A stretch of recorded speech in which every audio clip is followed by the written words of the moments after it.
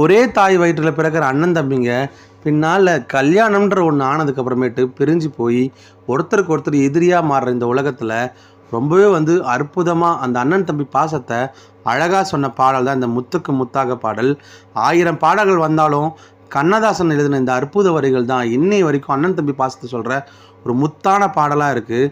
KVM அவர்கள் தான் அந்த பாடலுக்கு ரொம்ப பியூட்டிஃபுல்லாக இசையமைச்சிருப்பார்.